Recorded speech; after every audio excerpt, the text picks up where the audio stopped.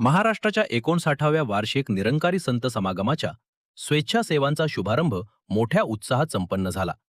दिनांक 24, 25 आणि 26 जानेवारी 2026 दरम्यान सद्गुरू माता सुदीक्षाजी महाराज आणि आदरणीय निरंकारी राजपिता रमेशजी यांच्या प्रमुख उपस्थितीमध्ये सांगलीच्या सांगलवाडी येथे संत समागमाचे भव्य आयोजन करण्यात आले आहे.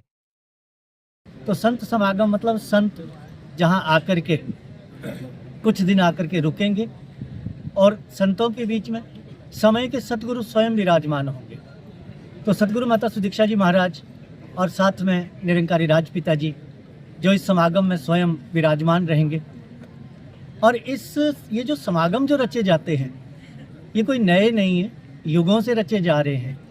इसके पीछे जो उद्देश्य है वो एक ही होता है, वो है मानवता को स्थापित करना, अर्थात मानवता में दिव्य गुणों को प्रवाहित करना। जो गुण हैं दया के, प्रेम के, करुणा के, सहनशीलता के, मिलवर्तन के, ये सारे गुण। तो जो यहाँ पर जो महात्माओं ने कहा कि लाखों की संख्या में मानव परिवार यहाँ पर एकत्रित होगा, लाभान्वित होंगे, कुछ नए परिवार भी आएंगे। तो जो स्लोगन है कि मानव को हो मानव प्यारा, एक दूजे का बने सहारा। सुमारे 350 एकराच्या विशाल प्रांगणात आयोजित होत असलेल्या या भव्य आध्यात्मिक आयोजनाच्या तयारीसाठी स्वैच्छिक सेवांचा विधिवत शुभारंभ संत निरंकारी मिशनच्या सेवादलाचे मुख्य संचालक एस.के. जुनेजा यांच्या शुभ हस्ते फावड्याने मैदानावरील माती काढून करण्यात आले. यावेळी मिशनच्या प्रचार प्रसार विभागाचे मेंबर इंचार्ज मोहन छाबरा, प्रचार विभागाचे समन्वयक हेमराज शर्मा, समागम समितीचे चेअरमन शंभुनाथ तिवारी, समन्वयक नंदकुमार झांबरे यांच्यासह आदी प्रमुख पदाधिकारी व महाराष्ट्राच्या विविध भागातून आलेले हजारो निरंकारी भक्तगण यावेळी उपस्थित होते.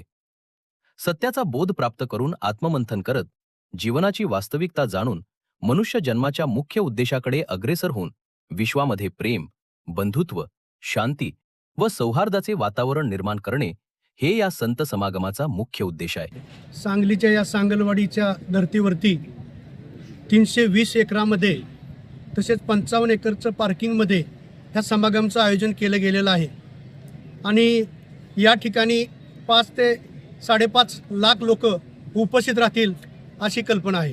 आणि या ठिकाणी महाराष्ट्रातून तर सर्व जिल्ह्यातूनच महात्मे या ठिकाणी येतील, तसेच देशाच्या कानाकोपऱ्यातूनही महात्मे या ठिकाणी येतील, तसेच परदेशातूनही काही महात्मे या ठिकाणी पोहोचणार आहे. या ठिकाणी नागरिकांना मानवतेचं दर्शन होणार आहे की मानव मानवाशी कसा वागतो आणि मानवाचं उद्दिष्ट काय आहे, जे सद्गुरू माता सुदीक्षाजी महाराजांनी संदेश दिलेला आहे तो कशा प्रकारे साध्य करायचा हे